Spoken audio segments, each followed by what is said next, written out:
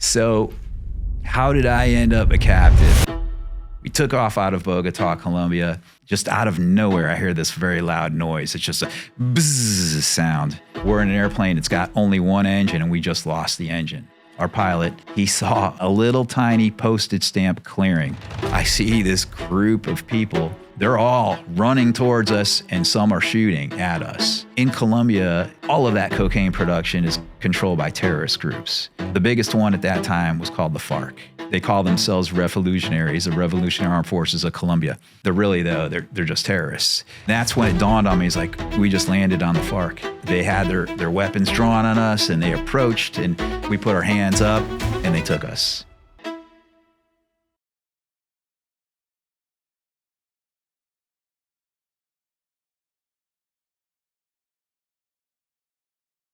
Hello and welcome to Reformed Mindset. I'm your host, Michael Rosado.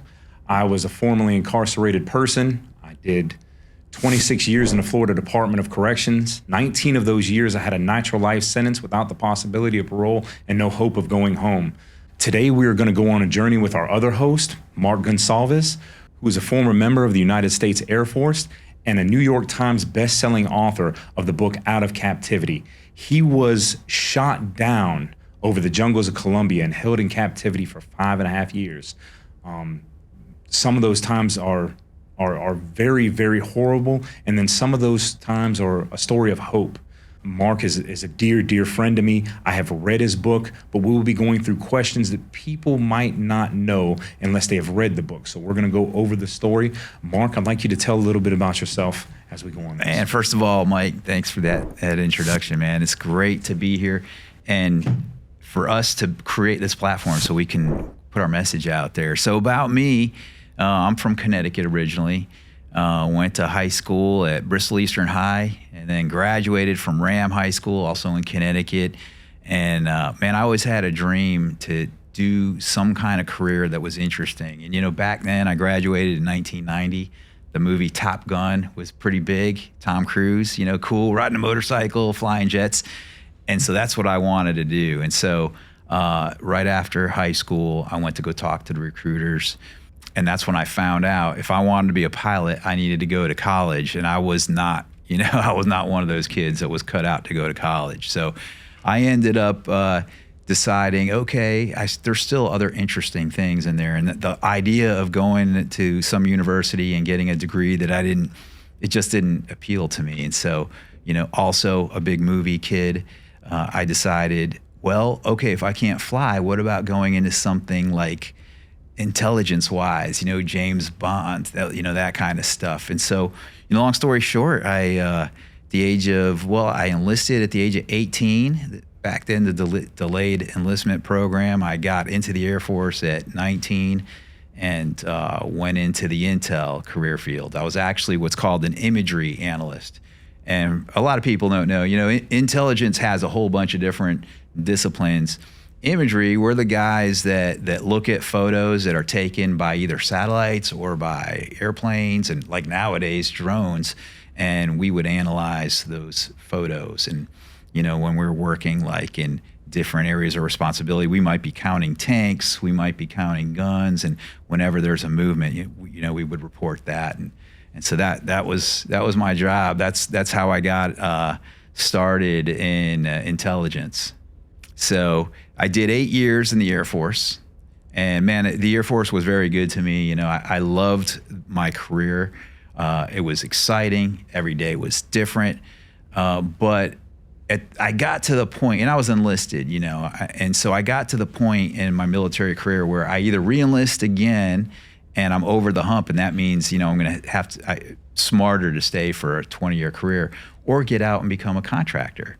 And I saw a lot of my colleagues were doing the same thing and getting out, easily finding jobs and making much more money and continuing in the same career field. So that's what I did. I ended up getting out in 1999, and I went to work in Key West, working counter narcotics. Again, pretty much doing the same type of work, different area of responsibility, focusing on counter drug missions. And again, I love the work. And it was very exciting to me. It was always different. And it was something too where we were kind of breaking new ground on figuring out narcotics, figuring out the production cycle of cocaine as viewed from overhead imagery, as viewed from satellites and things like that. I mean, we've always known how that was produced, but to see what it looks like from overhead and be able to identify it and locate laboratories and things. So loved that job, and I was pretty good at it. And eventually I transitioned from being an analyst to being one of the operators sitting in an airplane and actually operating the sensors, operating the cameras, and being in control of where the camera was looking. That's cool, because when you're an analyst, man, you get that image and you're looking at it, and sometimes you're like, man, if only it was looking a little bit further north or zoomed in a little tighter in this, I would have the answer. And so once you're in control of the camera and you can do all that, it was cool. It was great. So our mission was flying out of Bogota, Colombia. Bogota is the capital of Colombia. Colombia, as most people know, that's where a high percentage of the world's cocaine comes from, like a very high. I don't know where it's at now. It's somewhere in like the 80 or 90 percentile of cocaine. Wow. Is coming from Colombia. So, when I went to work in counter-narcotics, it was inevitable that I would get down to Colombia at one point or another and start supporting missions down there. So our mission was to fly out of Bogota, Colombia, and we had what was called an air breather. It's basically an airplane, and we flew in a Cessna Caravan, just a normal single-engine airplane, small. From the outside, it looks just like a normal airplane. You couldn't tell that there was any kind of collection going on with that airplane. It just looked like a normal airplane flying around. White paint, nothing obvious, no antennas, nothing sticking out. But inside of it, we were pretty loaded. And when I say loaded, we were kind of heavily loaded with sensors. So we had camera systems, we had infrared, which is heat detecting systems. We had some signals sensors so that we could detect certain signals. We could detect microwave signals, and microwaves are what's used in the cocaine production process. So I'm talking like microwave ovens, actually, is what I'm talking about. So we had all of these different sensors, and what we would normally do, a normal mission for us, is we would take off out of Bogota. And Bogota is a city that's at high elevation. It's at around 8,000 foot elevation. And so when an airplane, a small airplane with one engine, which is right at its point, of having enough power to function, well, when it takes off out of that high of an elevation, it needs to be light. And so we would always take off with not full fuel tanks. Because full fuel, the airplane would actually be too heavy to safely take off out of Bogota. So a typical mission for us, we would take off out of Bogota, and we would head south, and we would cross the mountain range because it's all mountains surrounding Bogota. And then we would land at a forward air base that's at sea level, and we would top off the fuel tanks, and then we would go and work our missions. And so that's how things worked over there. The airplane and the sensors, the program itself was very good at what it did. It started off with just a small area, a working area, and very restrictive parameters.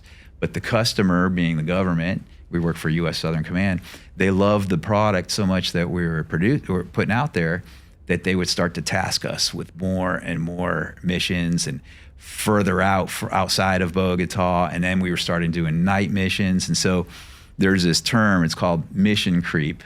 When you have a mission with set parameters and the customer starts asking you to do more and more and more, and in the contracting world, you want your customer to be happy at all times. And so we would say, yes, we'll do it, even though maybe there were times when we needed to say, no, this aircraft is not really set up for night missions, or, we're not really set up to fly the entire country of Colombia.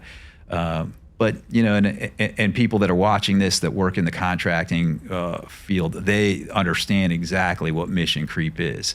It's a good thing because that means the customer loves you, but it's a bad thing too because sometimes that can put you in more risky situations. So how did I end up a captive? Well, one day we were on a very normal routine mission. We took off out of Bogota, Colombia, and we had a brand new set of programming on the sensor. For back then, it was very high speed, man. I could take our camera, I could point it at something on the ground, and then point it to something else, and I could measure airstrips, or if I was tracking a vessel, I could hit it with the laser, then hit it again, and I can get its direction, its speed, and all these cool things this new program was allowing us to do. So we had just taken off out of Colombia, out of Bogota, and we were heading south, crossing the mountain range, and I was sitting in the back seat, and I was just testing out all this new software, man, and it was just another beautiful day. I mean, the skies were clear, the weather was perfect, the mountains looked beautiful, triple canopy jungle, you know, and I'm working the sensor. I'm just trying to find something distinctive that I can point at and try to get some measurements and things like that. When all of a sudden, just out of nowhere, I hear this very loud noise. It's just a bzzz sound. And my buddy Keith, who's sitting next to me, he basically almost jumps out of his seat. And he knew exactly what was going on when that noise happened. I didn't understand what was going on. And, you know, we're all in the airplane. We've got headsets on, and Keith calls to the pilots and says, "Hey, what was that?" And then our pilot was super calm, and he said, "That was an engine failure, sir." And I looked beyond my workstation, and I looked to the front of the airplane, and I see the prop is not moving, man. It's just sitting there, and I'm like, oh, no. You know, we're in an airplane. It's got only one engine, and we just lost the engine. So Keith goes, "Mark, make the Mayday call." And I did, but I didn't make the Mayday call to our home base. For me, man, I went straight to Jesus because I knew we weren't going to survive that plane crash. And I also knew, man, I had a list of sins, man. I had to go and ask for forgiveness for it, and I didn't have enough time. And I just, you know, I said a real quick prayer, man. I just asked the Lord to forgive me and for everything that I had done wrong, and to, if it's His will, to accept me into the kingdom. Then I prayed for my kids, for my family, and I prayed that they would have peace. And then I finished off the prayer just asking if it's within His will that we survive that crash. And so, you know, if there's been a few other plane crashes in the Colombian jungle, and nobody survives those. You know, when you crash into the mountains in the jungle, that's not a survivable event. No one survives. And so I wasn't expecting for us to survive. So not to interrupt, but at this point in time, you thought you were going to die. For sure. Yeah. When you saw that prop stop, you thought you were going to die. Yeah. That's what I was expecting, man. And that's why my Mayday call didn't go to Magic Worker, who was our home base. That's who we would call into. It went to Jesus first. Then but I didn't have a lot of time to pray, you know, and so I finished, and then I had to go to work, you know, and so the airplane, anything that's loose in the airplane when you're going for impact is a projectile. So, you know, I'm buckled, and I started securing everything that was loose in the airplane. We had cases of water, we had duffel bags, we had all kinds of stuff. We had duffel bags with weapons. We had one rifle. We had another duffel bag with pistols. Back then, we didn't carry on our bodies, but we were allowed to have some weapons on board in case of an accident. I secured everything, got back into my seat, got secured, and again, you know, just was waiting for it, you know. And Keith and I were basically taking turns on the radio, calling in our geo coordinates as we were gliding in.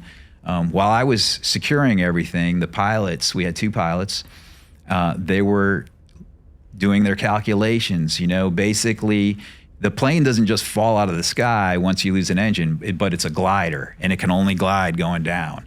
And so they were trying to figure out if we had enough altitude to glide over the mountain range.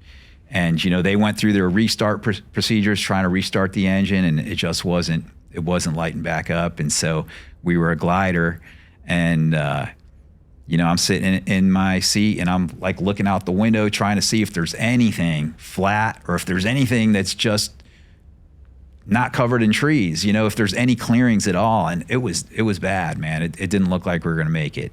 But then all of a sudden, Tommy Janis, our pilot, he saw a little tiny, and when I say like this, man, a little tiny postage stamp clearing. And he said, that's where we're going. We're going to land there.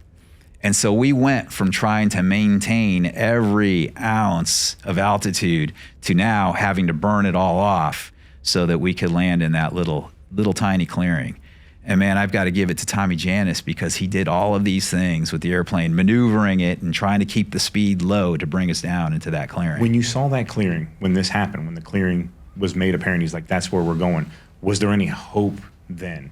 Because you just went from, everybody in the plane possibly thought that, hey, we're all going to die.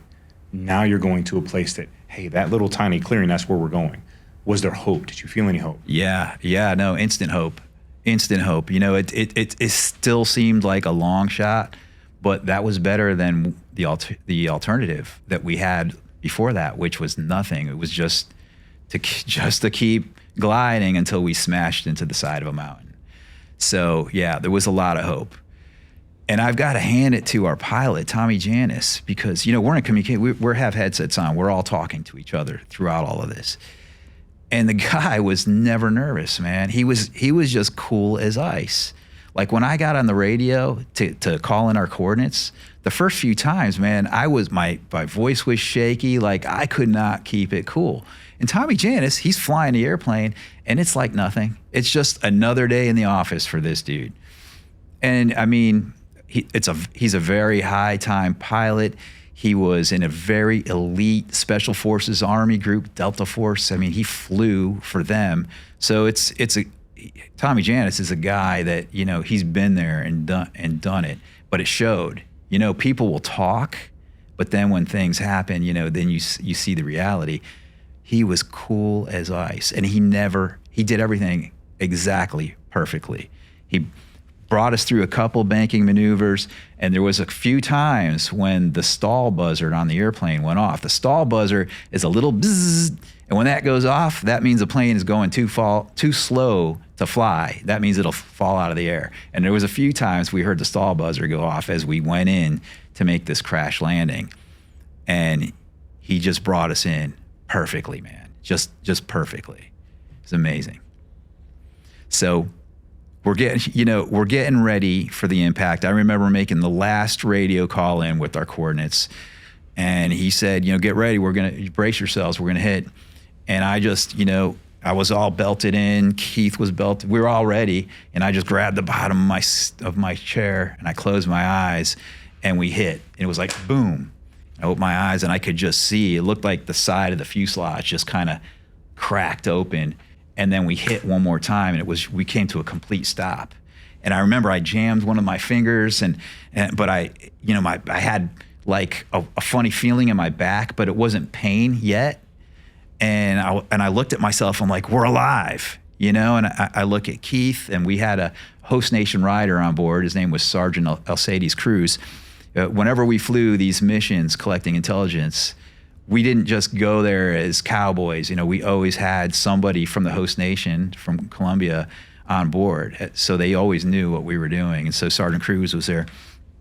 And so, it was it. And it was like, man, God, he answered my prayer. If we could survive it, we just hit the lottery. We survived the plane crash. So Keith and Sergeant Cruz start working on the door to get it open. It's jammed shut. And so they're working on that. I get my headset on, it falling off, and I'm trying to make a radio call. Everything is dead on the airplane. This was in 2003, and so kind of for me, anyways, it was before the phase where everybody had cell phones. But we did, I had a work cell phone, and so the radios on the airplane aren't working. I grabbed the cell phone, and there's obviously we're in the jungle, so there's absolutely no signal there, and so I start gathering stuff as Keith and Sergeant Cruz get out. And so they get out and they run to the front of the aircraft because we don't have access to the pilots from the back. So they get out and they run to the front of the aircraft and they start working on getting the pilots out. And so I grab a survival vest, I grab one or two of the duffel bags, and as soon as I step out of the airplane, I hear shooting. And I'm like, the sound, it's like bullets going over my head. And I look, and we're on one hillside. This is not level land, it's a hillside. And the next hillside over, I see this group of people, some of them wearing camouflage, some of them wearing like tank tops and sweatpants, and they're all running towards us, and some are shooting at us. Now, Mark, how many people were on the plane at this time? So we had 5 of us on board. So there was the pilot, the co-pilot, Keith and I, and Sergeant Cruz in the back. And everybody's aware of each other at this point in time as these men are coming towards you, like that, like, okay, this guy's okay, this guy's not okay. Is anybody injured? So we're all injured, right? So everybody in the back, we had different types of injuries. The back of the airplane, it had more of like a downforce. So we had hip and spinal issues going on. We were all messed up. The pilots, they went forward, and so they hit their heads on the dashboard of the airplane. I mean, the buckles let go, and they were both knocked out and bleeding profusely from their heads. So you just had this impact. Your back's messed up. You don't even know it's messed up yet. And you have armed gunmen that are shooting coming towards you. Right. Yeah. And for me, man, my first thought was disbelief. Like disbelief and confusion. I really didn't understand. I was kind of in a daze, and I didn't understand what was going on. And so when I saw these armed people coming towards us, my first thought, oh, it's the Army. I thought it was the Colombian Army. But then, then there's bullets, whizzing by, and I'm like, they're shooting at us. And then I came to, and in Colombia, it's a lot of cocaine production. All of that cocaine production is controlled by terrorist groups. The biggest one at that time was called the FARC. They call themselves revolutionaries, the Revolutionary Armed Forces of Colombia. And they're really, though, they're just terrorists. And that's when it dawned on me, it's like, we just landed on the FARC. That's the FARC who's coming at us. And so, I still have the duffel bag of weapons. I got my survival gear. I'm at the back of the airplane, and they're coming from the back. And so I make my way to the front of the airplane. One more thing. Now that you brought up the FARC, just so people don't get confused and think that, okay, we're looking at a terrorist group, we're looking at, a couple hundred people. What are the numbers? Do you know? I don't know. During that time period, what were the numbers of the FARC at that time? Yeah, nobody really knew estimates, but they were upwards of 15. Some people were estimating around 25,000. So it's a large group. So this is not a small just group of like bandits that are out in the jungle. This is a large terrorist faction, as he's putting it. Okay. Yeah, right. And they've been around since the 60s. So they started as a revolutionary group. They started funding themselves through narcotics, but also through extortions and through kidnapping. Kidnapping is a business for them. They will take people hostage, hold them ransom, and if they can't get the ransom money, they kill them, and that's their business. So I figured out that's who these people must be. They weren't there on us yet, and I ran with the duffel bags to the front of the airplane. Now let me say, the ground that we landed on, it was highly pitched and was highly pitted. And there was actually a cow out there. It was like a pasture. There was a cow out there. And I remember like making my way past the cow. There's bullets going around us. And, I'm looking, I get to the cockpit and I could see blood. One of our pilots, Tom Janis, he's still in the right side of the airplane and he's knocked out. Tom Janis, who just saved our lives, he's just come to and he's standing there and he's dazed. And Sergeant Cruz, he knew exactly what was going on, the Colombian host nation rider. And he pointed to them, he goes, the FARC, and he's like, at that point, I didn't even speak Spanish yet. And he's like, we have to fight. and Keith is working on getting Tom House out of the airplane. I'm like, Keith, man, we either need to get ready to fight or we're going to get screwed here. And I realized at that point that I left another duffel bag with, I think, either the rifle or ammunition in the airplane. So I, like an idiot, I ran back to the back of the airplane to go back inside. I grabbed our target package. We basically had a metal clipboard. We called it the pan. And one of our targets that day was called Mono Hoi Hoi HCL Lab. And Mono Hoi Hoi is the name of the FARC's second in charge. And he was known as like their war general. This guy was known for violence, known for terrorism. And so I took the pan, the clipboard with our target deck, and I hid it as best as I could inside the airplane. And then I left again, got outside and made my way to the front of the airplane. And by that time, Tom Howes was out of the airplane. So we were all out of the airplane at that point. Both pilots are very dazed. They're bleeding. I'm starting to feel a pain in my own back, and my hip. And it was only 1 or 2 minutes before the FARC was there. And they had their weapons drawn on us, and they approached, and we didn't have a choice. At that point, we didn't have a choice. We put our hands up, and the few words that we knew in Spanish at that moment, sin armas, we were saying, sin armas. We were trying to say we don't have any weapons. And they took us. And that's how that odyssey started, man. They took Keith and our co-pilot Tom Howes away first. And they just led them away from the wreckage of the airplane. And then they took me, I would say 2 or 3 of them took me by myself and led me away, following the same path that Keith and Tom Howes just took.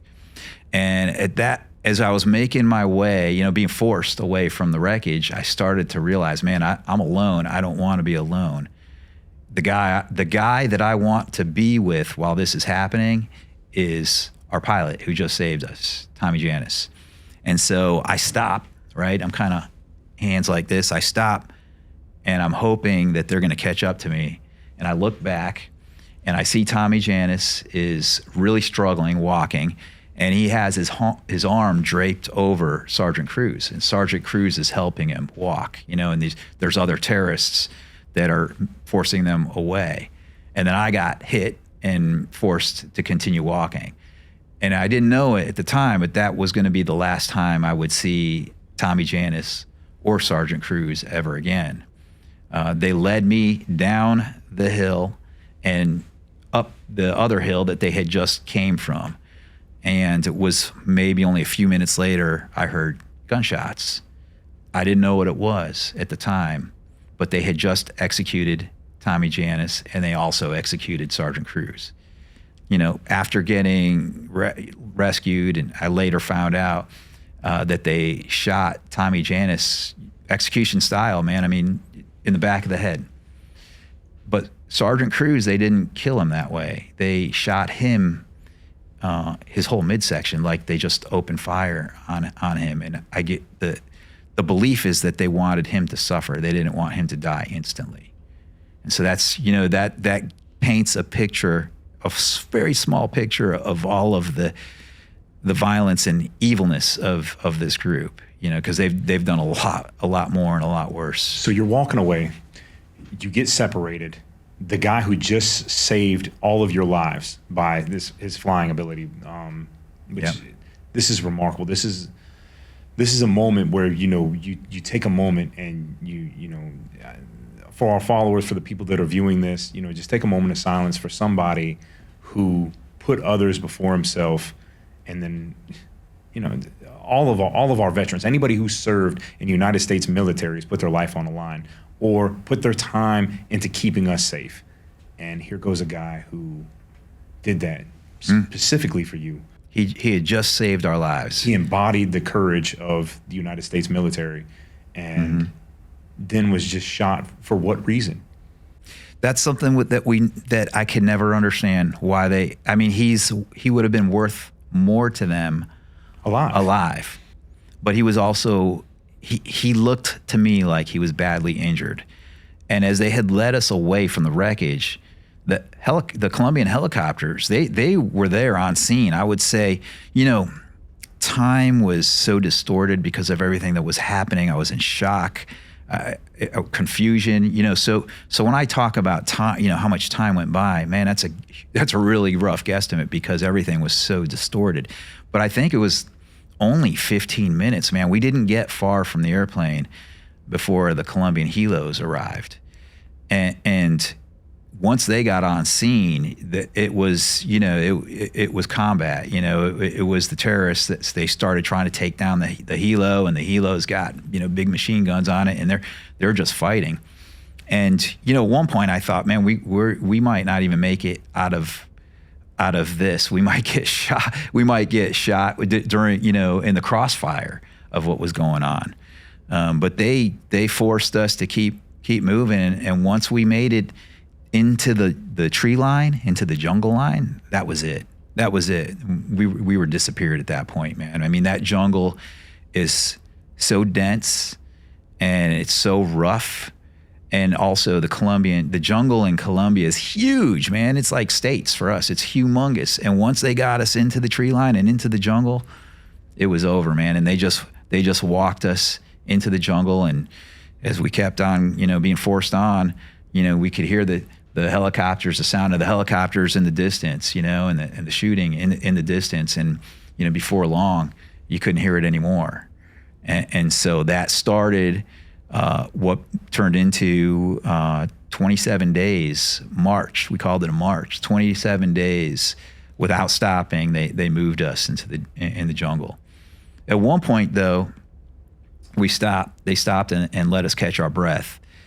And we asked, where's Tommy Janis? Where's Sergeant Cruz? And, we'd heard the gunshots, but we still weren't sure what had happened to them. And we thought they would catch up to us at some point. And the leader of the terrorist group, of that small group, the patrol or whatever they call themselves, was a female by the name of Sonia. And, it's Keith, Tom House, and I. And Keith and I, we don't speak Spanish yet, but Tom House did. And so she says through Tom House, she said she killed them. And she said that if we do anything, make any noise, step any way funny, they would kill us too. And so, that was the first moment we realized that, this is probably going to be a short-lived thing. They killed Tommy Janis and Sergeant Cruz. My thought was they probably want to interrogate us, find out what our capabilities are, where the airplane flies, what it can see, what it's for, and then kill us as well. And so that's what I was expecting. So, and they started marching us, and man, I was just wearing civilian clothes. I was wearing I call them mall walking boots, boots that looked kind of like they could be, for hiking, but they... Before we get too far past that point, you just found out that Tommy Janis was killed, and what is it, Sergeant Cruz? Sergeant Cruz. Now, you knew what type of people the FARC were because of what you were into, because you were into intelligence, and this is, I mean, you do your research. You knew how big the jungle was. You knew what went on inside of there. Mm-hmm. Mark, what was your emotions at this point? You approached it very clinically. You were like, this is what I'm thinking. But what were you feeling? There had to be an element of fear, and there had to be an element of shock. I mean, you went through a plane crash. Most people don't survive plane crashes. That's a horrible thing to say, but most people don't. Right. Here you are, you just survived a near-death experience. You had bullets flying over you. Have you ever been shot at before? No. I've never, was not prepared for that in any way. Yeah. When people shoot at you, they told me when I was a kid, you don't point a gun at somebody unless you're trying to kill them. So, when people shoot at you, their intention is most likely to kill you. They're like, yep. So there's two near-death experiences. You lose a friend. You lose another associate who was killed in a horrible manner that sounds like they were trying to torture him before he died. And now, here you are with a woman who's saying, if you step out of line in any which kind of way, we're going to kill you. I'll kill you too. Are you picturing being shot in the jungle in your own head? Are you? Yeah, if I think about it now, it's terrifying, right? Like if I was in that position again right now, I would be absolutely terrified probably.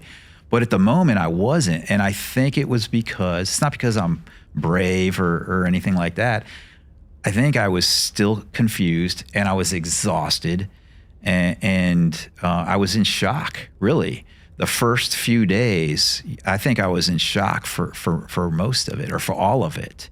And so, you know, the reality didn't really set in. As a matter of fact, I remember, you know, they were moving us and it was nonstop, you know, and it was hard, physically very difficult because we were injured. And whatever my injury was, it caused me to not be able to move one of my legs. And I didn't know what that was about. And so it made it even harder to walk and exhausting. And we're not walking in flat land. We're in the mountains. So it's straight up, straight down, straight up. I remember like spending a whole day, they were moving us and we only went up. Man, we went through clouds and we just kept up going up and we were above clouds. I mean, the mountain range there is incredible. It's not, you know, it's not an easy walk, especially after being injured. You're at gunpoint. But every hour they would usually I think it might have been more for them than for us. They would catch their breath, take off their backpacks and rest for about 5 minutes. And I would just sit on the mud, on the ground. And I remember falling asleep, like instantly falling asleep. And at this one time, I fell asleep and I dreamt I was at home at my house in my recliner, you know, and that I was, you know, all of this that was happening was actually just a bad dream. In reality, I'm, you know, at home in my recliner, nice and comfy. And then they force us to get up again. And I'm like, oh, shit, man, it's not a dream. You know, this is a real life nightmare that's happening. It took a bit before the actual fear set in, but it wasn't during that first movement. That first movement was pure exhaustion. It was confusion. Just didn't understand how long it was going to take. And then, you know, sometimes I would imagine what that interrogation was going to be like, and if there was going to be torture involved, and you know, how were they going to kill us? Just shoot us like they did Tom Janis, or you know, how was it going to go? So it's like the fear of the unknown. Like when you get in the water, like you get into deep water out in the ocean, and you're like, oh, there's a shark down here. You don't know what's underneath you. So it's that fear of the unknown. I don't know what's going to happen to me. I don't know if I'm going to be tortured and killed, if I'm just going to be killed, if they're going to keep me hostage. Like nobody knows, and you definitely don't know, and you're in a very real situation. Right. Yeah. That was part of the frustration for my entire captivity, was the uncertainty, never knowing what it was all about. But eventually, after this, 27 days of marching, they brought us into what used to be, I would call it, one of their more fortified encampments. I mean, it was something that was built out of timber. There was planks. There was these structures with roofs on them, and they put us in this encampment, and there were vehicles there, and somebody arrives, you know, and I could tell this guy must be one of their leaders, because everybody was like making way for him. Just the way, the respect that these guerrillas showed for this guy, it indicated he was one of their bosses. And it turned out his name was Joaquim Gomez, and so he was a high-level boss for the FARC. And he, you know, approached us, and man, it's like, you know, I think back on it, it's like a cartoon, but it was in real life. This guy's wearing camouflage, and he's got this really bright, like, scarf, and he had a pistol in a holster, and a pistol was shiny, like chrome plated, you know, it was like a shiny pistol, you know, and he comes up to us, and he's just looking at us, and somebody, you know, instantly they grab this plastic chair and put it down and for him, and he sits down in the chair, and he's just looking at us, and he's not even saying anything. And we're like, fuck, what's this, you know? And finally he says, this is what you get when you get involved in the war. He said that to Tom House, who translated for Keith and I. And then we said, look, we're not involved in any war, man. We're working counter narcotics. You know, we are not, you know, counterinsurgent at all. You know, and he goes, bullshit. and they had brought in a little basket of fruit. There were like some bananas and apples in there, and he grabs an apple and he starts chewing it, man, and you could just hear, him chewing this crunchy apple, looking at us. And Keith, Tom, and I are like, man, this must be the beginning of the interrogation. But then he started talking about their capabilities. He started boasting about how the FARC runs vehicles and how their headquarters can't get bombed because they have no headquarters. Their headquarters, he called it, is the greenhouse. Like in the U.S., we've got the White House. Theirs is the greenhouse, which is the jungle because it's all green.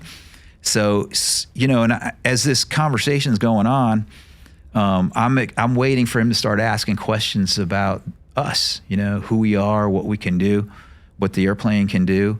But it never got there. And Keith started, shooting the shit with the guy in a way, because he said, hey, because Keith is a gun guy. He knows it. He's really into guns. He knows everything about models and all that. So he's like, oh, is that a Sig Sauer or whatever? And they start talking about the guy's pistol. And so that's where the conversation goes. And at one point, man, I'm like, what is this? What is this? Are they going to interrogate us or what? So that went on for a little while. And then another high level guy comes in, and he's high level, but he's not as high as Joaquin Gomez. And when he came in, I recognized him. His name was Fabian Ramirez. And the reason why I recognized him, because I'd seen pictures of him, he's one of their bosses that controls the cocaine in the southern part of the country, in the Putumayo. And so Fabian had a different, he was respectful of Joaquin Gomez, but he had a different take, man. He actually wanted to ask us some things. He started to, like, where do you fly? Do you guys go to Putumayo? Putumayo is a region in Colombia. And he didn't get too far with the questioning because Joaquin Gomez interrupted him, and for silly stuff. And so, again, I'm like, what's going on? They eventually they put us in vehicles. They put Keith in a vehicle with Joaquin Gomez. They put me in a vehicle with Fabian Ramirez in the back seat. And they moved Tom in another vehicle, 3 separate vehicles, and they move us down these just really rugged dirt roads. And I'm sitting in the back, and they have these young guerrillas, terrorists, one on either side, and they both have their pistols drawn and pointed at me, both of them. And I'm in the middle. I'm like, man, I hope we don't hit any big bumps, And I want to say, keep your finger off the trigger. And they move us to another, not that far, to another encampment. And they have us in this other building, really makeshift building. It's basically just a roof. There's nothing to it. And another boss comes in, and this guy's even higher than the other two that were there already. And then I recognized him as well, Mono Hoi Hoi. So remember I talked about that target? Yes. That target, the Mono Hoi Hoi HCL lab? Well, this is Mono Hoi Hoi, the number 2 guy in charge of the entire FARC. And so he comes in, and he says, we're going to hold you. And he points to this real fat, mousy looking guy, short and fat, nasty looking dude, long ass fingernails, pointy fingernails, dirty. His name turned out to be Martin Sombra. He goes, you're going to be under his control. He's going to watch you. And then they pile us into the back of a truck, and they move us for about, hour and a half or so, and we're deep in the jungle, and they put us in a camp. And we stayed there for probably a month and a half. And that's when we started to realize, this isn't gonna be a short deal, and that's also when I started to think they're not gonna kill us right away. They're holding us. And uncertainty, right? Like that was the question. Why are they holding? What do they want with us? What is this about? So one of the things that the short fat guy, Martin Sombra, did is he didn't want us to use our real names. So he gave each one of us a different name. And I think mine was like Enrique or something like that. I can't even remember what Keith and Tom, they gave us these like code names. And I think part of that was for when they were communicating with themselves, talking about us, they didn't want the Colombians or the U.S. to overhear, our names in any of those comms. And so And then, they told us that we can't speak, so they didn't want. They were ignorant in a way about a lot of things. Like they thought like a satellite could, like what you would see in the movie. They thought a satellite could zoom all the way in and see your face and listen to a person talking, and people listening to this might think that, but that's not true. That technology, at least back then, it did not, you couldn't do that. But they didn't know that. And so they didn't even want us to speak. And so we went for about, a year without talking at all. We couldn't speak to each other or to anybody else. So you didn't get any conversation with anyone for the first year?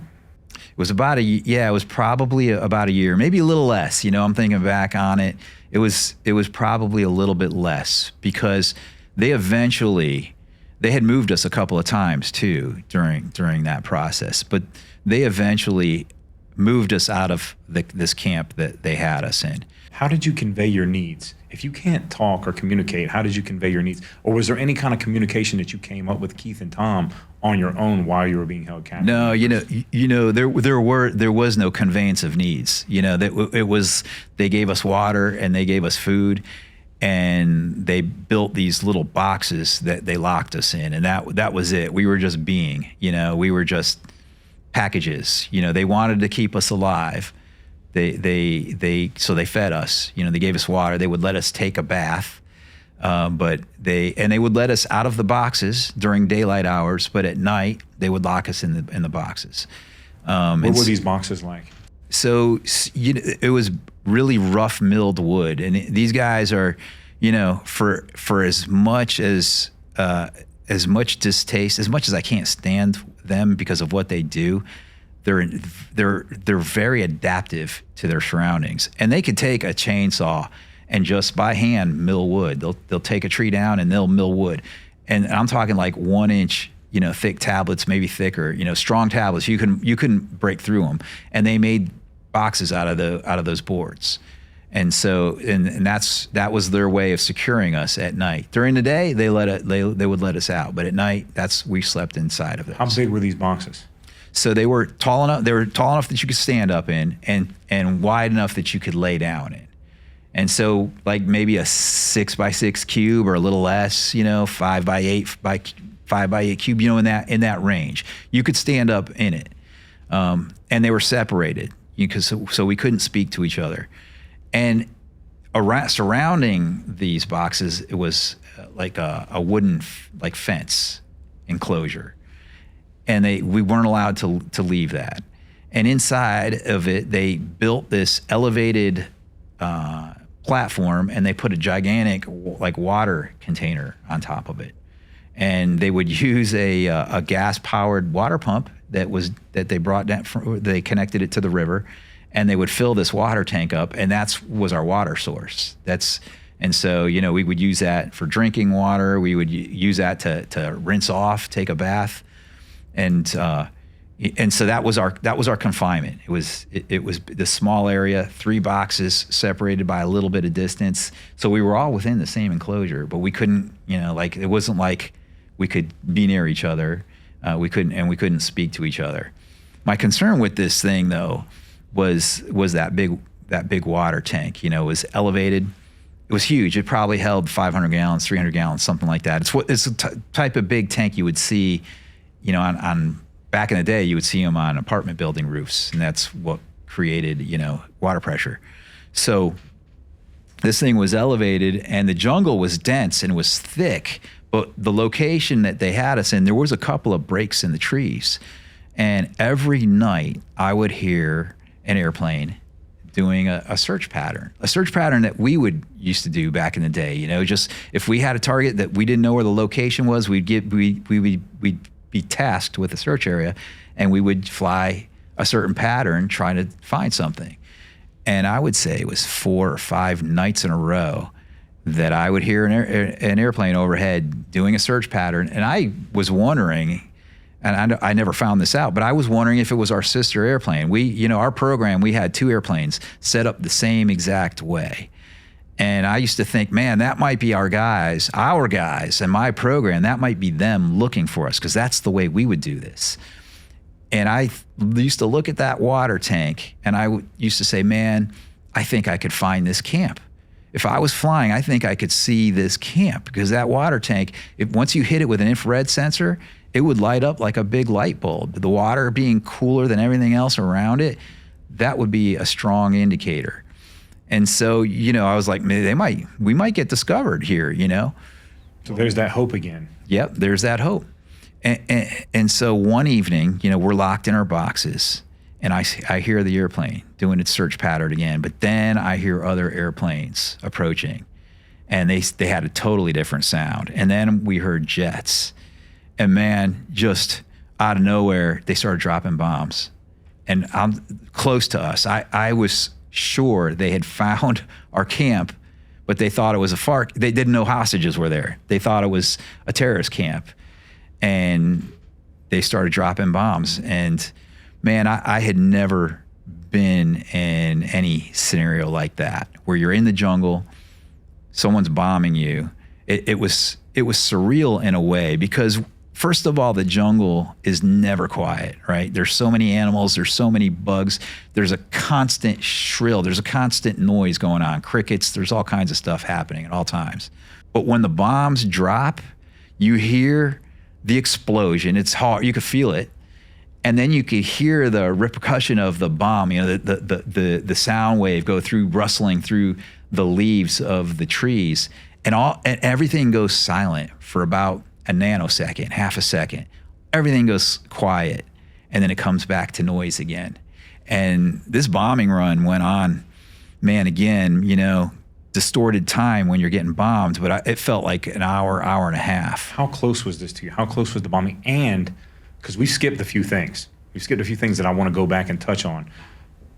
How close was the bombing? So I'll put it this way, because I was in a box. I couldn't see anything. So I'd never been bombed before. So the box didn't have any way that you could see out of it? No. It was a completely enclosed box that you were locked in. It was a box. It had a door that was chained shut. So again, 6x8, boxed in, locked inside of this thing, and there's bombs going off around you, and you can feel them. What's it feel like when you feel the bomb go off? It's just, I talked about being too stunned to be terrified in the beginning. Well, dude, I was terrified, man. I was just thinking I was for sure we were going to get hit, and I was just wondering, how good is their aim? Because if their aim is on, we're toast. You could feel the explosion. It's loud. Then you hear the repercussions going through the trees, but I couldn't see anything, and I really don't know how close they were to us. I'll say this, man, it was way closer than I wanted, man. And it went on for way longer than I wanted. And I was terrified in the beginning. And I remember shouting out to the guards. I was like, and through Tom House, if we don't get moved, we're dying here. We're all gonna die here if we don't get moved out of these boxes. Move us out of here. And there was no way. But I'll tell you this, they were terrified as well. I mean, I heard a few of them throwing up. They were vomiting. That's how scared they were. They, meaning the terrorists, the guards. They were scared. And I was too. Until, I finally, I realized that there's nothing I can do. So again, I prayed again. And again, man, and I don't know why God listens to me, but I asked if we could be spared from the bombing. And I asked for if those airplanes could just go away, man.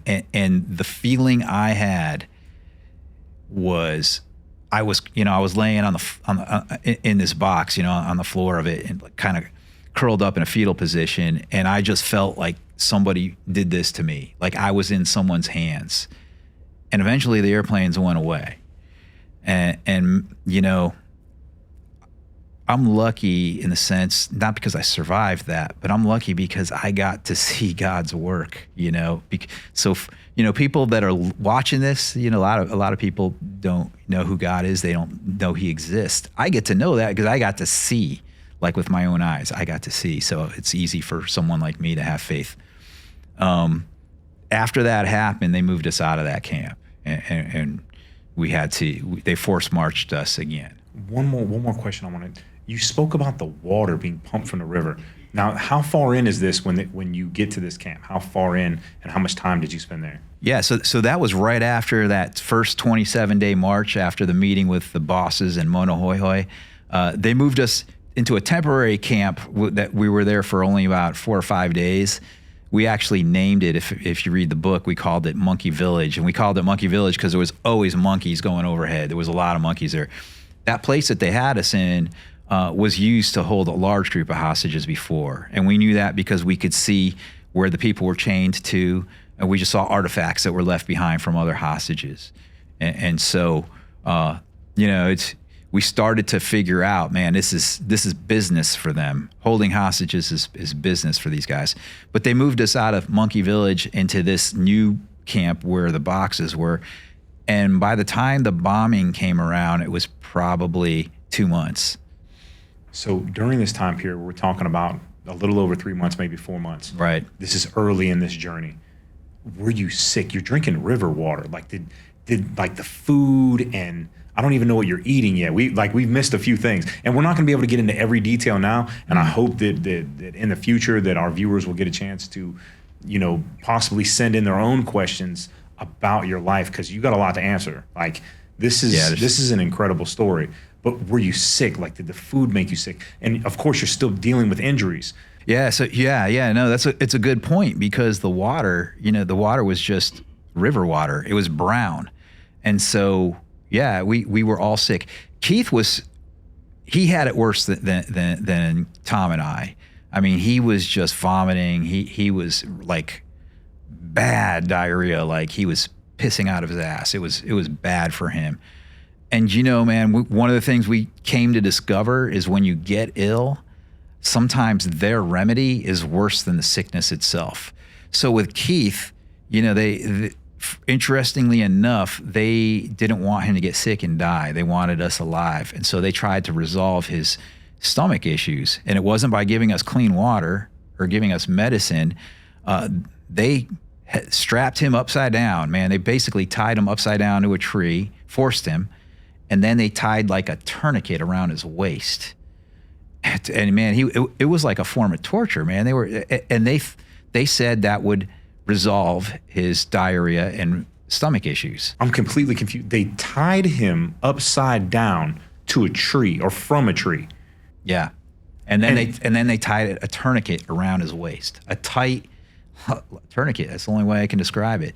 And this was their medical solution to diarrhea. That was, yeah, it was torture in a crazy, maybe they intended that to be torture, but they said that was going to help his stomach.